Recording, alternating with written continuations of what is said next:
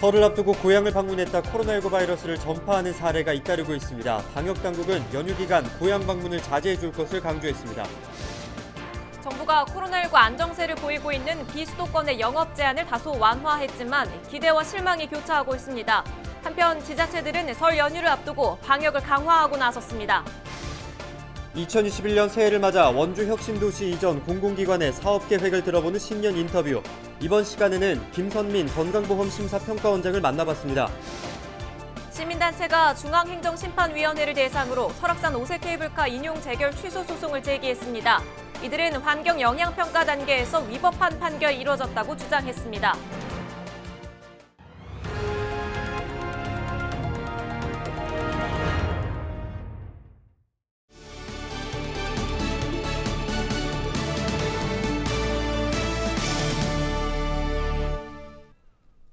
여러분 안녕하십니까? 헬로티비 강원 뉴스입니다.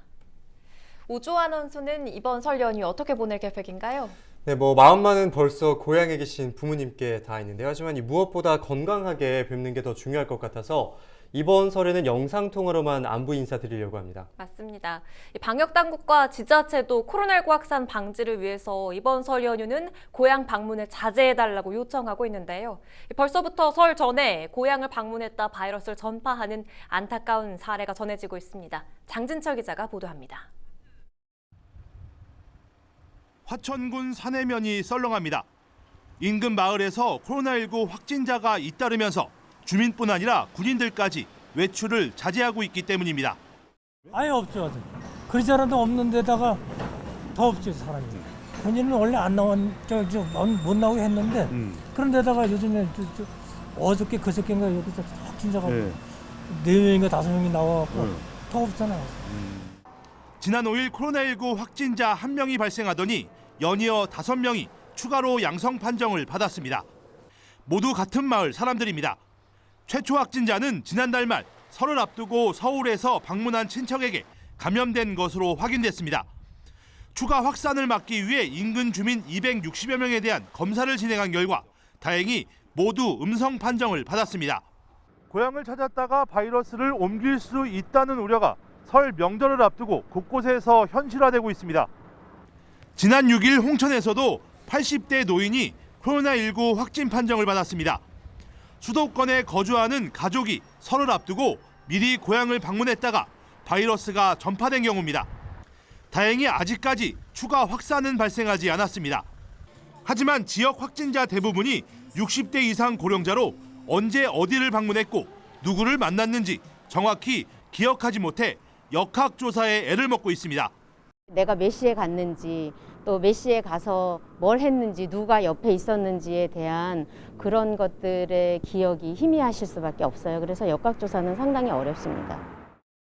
장기화된 코로나19 극복, 설 명절 기간 고향 방문과 여행 자제를 거듭 요청하는 이유입니다. 헬로티비 뉴스 장진철입니다. 강원도 등 코로나19 상황이 다소 호전되고 있는 비수도권 지역의 영업 제한이 소폭 완화됐는데요. 숨통이 트였다는 반응도 있지만 장기간 어려움을 감당해온 자영업자들에겐 역부족이라는 볼멘 소리도 나옵니다. 이런 가운데 완화된 제한 조치로 바이러스 재확산 가능성도 제기돼서 방역당국의 긴장감은 고조되고 있습니다. 이다혜 기자입니다. 원주 혁신도시의 한 일식집입니다. 상견례와 돌잔치 장소로 인기가 많아 예약제로 운영되던 곳이지만 코로나19 발생 후 손님이 3분의 1로 줄었습니다. 하지만 종업원이 5명을 넘고 평균 연매출 10억 원 이상이어서 대부분 소상공인 지원에서 제외됐습니다. 설을 앞두고 직원들 떡값은커녕 월말 내야 할 세금까지 걱정해야 할 처지에 업주는 말 못할 근심만 쌓여갑니다. 최근 강원도 등 비수도권의 영업 제한 시간이 밤 10시로 완화됐지만 큰 기대를 걸 수는 없습니다. 5인 이상 집합금지가 좀 완화되는 것이 저희한테 실질적인 어떤 도움이 되는 수칙이 되는 거죠. 대다수의 요식업에서는 체감하기 좀 어렵지 않을까 생각이 듭니다. 카페와 실내 체육시설, 노래 연습장, 공연장 등도 상황은 마찬가지입니다. 5인 이상 집합 제한이 설 연휴까지 유지되고 불과 1시간 연장은 매출 향상에 큰 도움이 되지 않을 것이란 해석입니다. 비수도권 지역의 방역 지침은 다소 완화됐지만 가족, 지인 간의 접촉은 물론 지역 간 이동이 늘어나는 설을 앞두고 방역 당국의 긴장감은 더욱 높아지고 있습니다. 특히 귀성과 여행 등으로 지역을 찾는 인파가 늘 것으로 보여 추모 시설은 입장이 제한되고 주요 관광 시설은 아예 문을 닫습니다. 터미널과 대형마트 등은 자체 방역을 강화하도록 했습니다. 다중이용 시설에 대하여 특별 점검반을 편성하여 방역수칙 점검을 강화하고 있습니다. 시민 여러분께서는 이번 설 명절에는 다소 아쉽고 불편하시더라도 가족과 지인 간 모임을 최대한 자제해 주시고 코로나19 재확산의 분수령이 돼 우려가 높은 설 연휴, 고향 방문과 여행을 자제하고 거리 두기와 마스크 착용 등 개인 방역 수칙 준수에 자발적 참여가 중요합니다. 헬로티비 뉴스 이다혜입니다. 9일 오후 1시 16분쯤 삼척시 서리 한 야산에서 산불이 발생해 산림 1헥타르가 소실됐습니다. 불이 나자 소방당국과 산림청은 진화 헬기 7대와 진화 차량 30여 대 등을 동원해 진화에 나섰으며 불이 난 지 3시간 만에 주불이 잡혔습니다. 화재 당시 서아리에는 초속 2.3m의 동남풍이 불고 있었으며 급경사지로 인해 진화에 어려움을 겪었습니다. 소방당국은 연탄재 투기로 인해 화재가 난 것으로 보고 연탄재를 투기한 A씨를 상대로 정확한 화재 원인을 조사하고 있습니다. 설악산 국립공원 지키기 국민행동이 9일 중앙행정심판위원회를 대상으로 설악산 오색 케이블카 인용 재결 취소 소송을 서울행정법원에 제기했다고 밝혔습니다. 소송의 주체는 과거 소송을 통해 서울행정법원에서 원고 자격을 인정받은 설악산 국립공원 지키기 국민행동과 설악산을 지키는 변호사들 등입니다. 이들은 중앙행심위가 환경영향평가 단계에서 입지 타당성을 검토할 수 있다는 점을 오해하고 환경영향평가법 시행령을 확장 해석해 위법한 판결을 했다고 주장했습니다.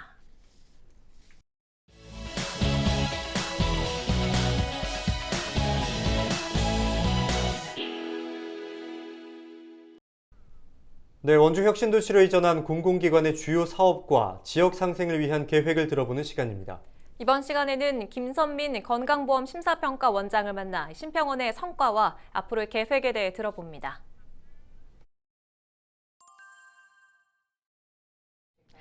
네, 코로나 대응은 가장 중요한 거는 처음에 진단을 잘하고 치료를 하고 또 확산을 방지하는 것이 가장 중요한 것이겠죠.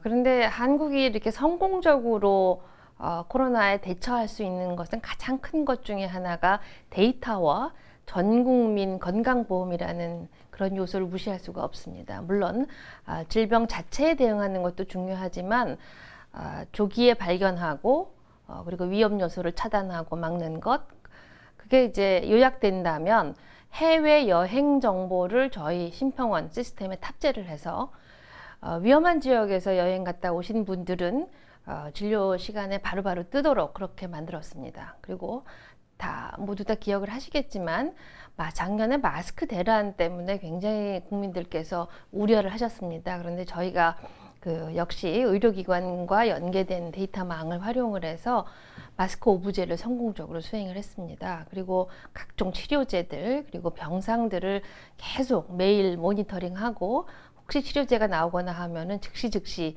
건강보험에서 적용받을 수 있도록 그런 일을 하고 있습니다. 근데 이게 모두 가능한 거는 평소에 심평원이 이 모든 의료기관과 전산망을 이룩하고 있고 그걸 통해서 전 국민의 의료 정보를 전부 이렇게 받아서 일을 하고 있기 때문에 가능한 일입니다. 그래서 외국에서도 그 데이터를 활용한 그런 방역에 굉장히 관심을 많이 보이고 계십니다. 저희가 하고 있는 본업, 즉 건강보험심사평가원에서 아까 강조한 것처럼 데이터를 활용한 지역 경제에 이바지하는 것을 저희가 생각을 하고 있습니다. 전 세계적으로 거의 유례가 없을 정도로 광범위한 데이터와 새로운 기술, 즉 AI, 또 빅데이터 이런 것들을 결합을 해서 새로운 부가가치를 창출하고자 노력을 하고 있습니다.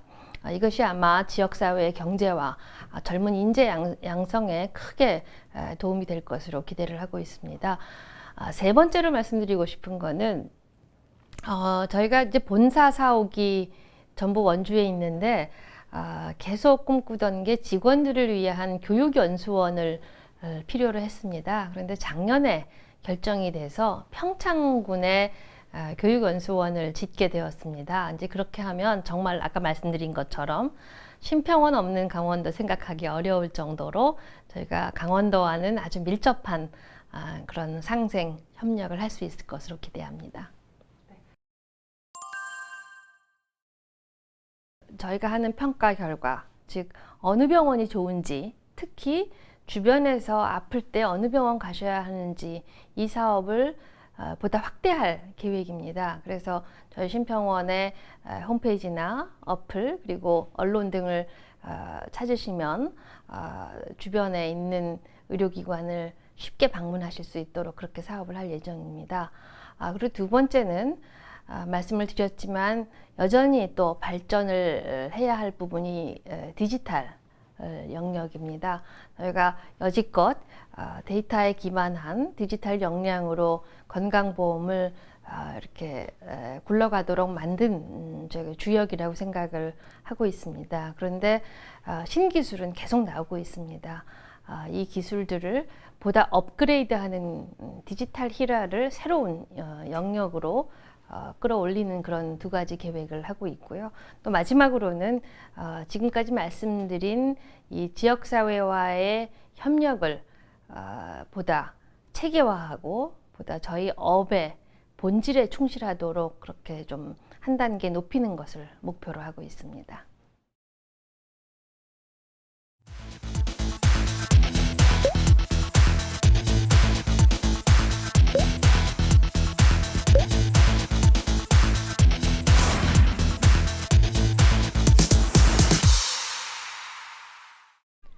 강원도교육청이 9일 교육청 공식 유튜브 채널을 통해 도내 신입생 학부모를 대상으로 하는 사전교육 프로그램 슬기로운 학교생활을 진행했습니다. 이날 방송에는 수백여 명의 학부모들을 접속해 예비 초등학생과 중학생들의 입학 준비 사항과 교육 과정, 수업과 평가 등 다양한 학교 생활 정보를 전달받았습니다. 교육청에서 2월부터 4월 사이에 다양한 연수라든가 학부모 교육 같은 것들이 많이 있는 시기입니다. 지금 코로나19 상황이 아니라 하더라도 보다 많은 학부모들이 지금 거리에 부담 없이 또 시간에 절약하시면서 이렇게 좀 참여할 수 있는 이런 비대면 교육들을 적극적으로 기획을 해서 좀 학부모님들의 궁금증 해결해드리고 또 학부모님과의 소통도 더욱더 강화할 계획입니다.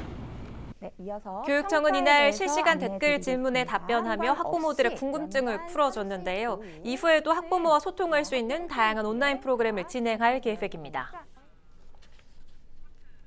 원주 명륜동 재개발 지역 주택 화재로 일가족 3명이 숨진 사고와 관련해 유가족과 주민들이 9일 원주 소방서를 항의 방문했습니다.